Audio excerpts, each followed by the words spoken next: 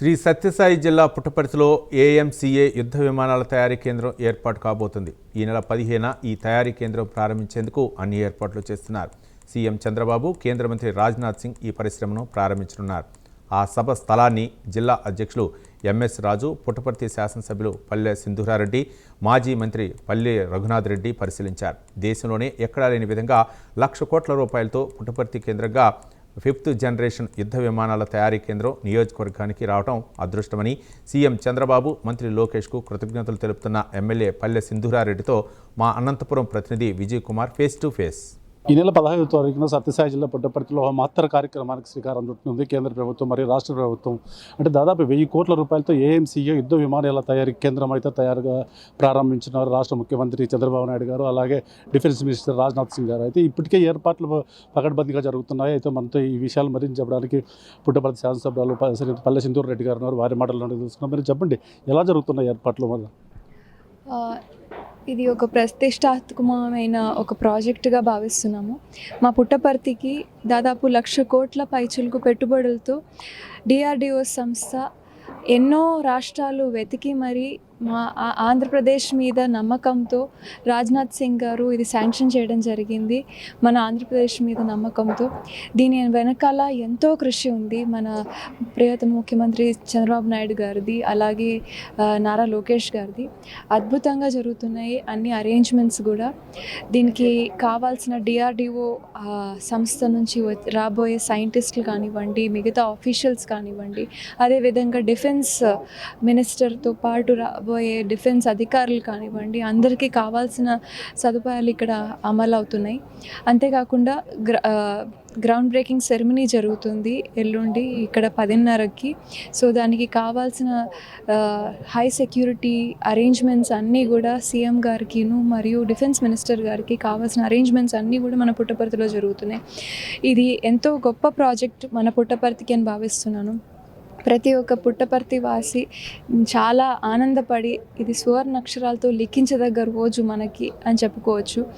ఎందుకంటే central government మరియు state government కలిసి దాదాపు 650 ఎకరాల వరకు ఫస్ట్ ఫేజ్ కింద 150 ఎకరాలు సేకరించడం జరిగింది.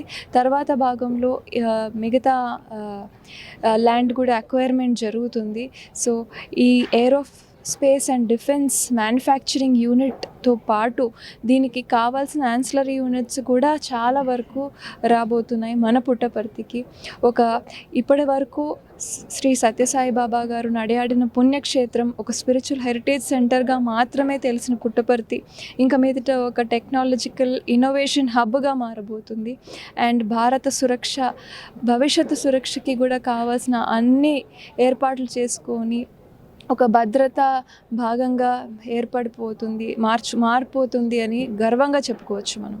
అయితే ఇంత పెద్ద ప్రాజెక్టు రావడానికి కారణం ముఖ్యంగా లోకేష్ గారు, ముఖ్యమంత్రి గారు. అయితే దీనికి కొంచెం కీలక పాత్ర కూడా మాజీ మంత్రి పల్లె రఘునాథ్ రెడ్డి గారు కూడా అని చెప్పుకోవచ్చు. ఎందుకంటే గతంలో కూడా మాజీ మంత్రి పల్లె రఘునాథ్ రెడ్డి 2 సంవత్సరాలు ఐటీ శాఖ మంత్రిగా పనిచేశారు. మరి ఇప్పుడు పుట్టపర్తికి ఇంత పెద్ద ప్రాజెక్ట్ రావడం ఎలా ఫీల్ అవుతున్నారు అన్నది ఒకసారి సార్ మాట్లాడుతున్నారు. చెప్పండి, ఎలా ఫీల్ అవుతున్నారు సార్? ఇప్పుడు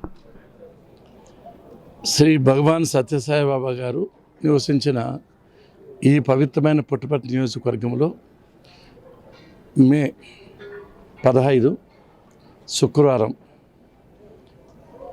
10 గంటలకు ఒక భారీ ప్రాజెక్టును డిఆర్డిఓ అంటే భారత రక్షణ పరిశోధన అభివృద్ధి సంస్థ ఇక్కడ స్టార్ట్ చేయడాన్ని మనస్ఫూర్తిగా ఆహ్వానిస్తున్నాను.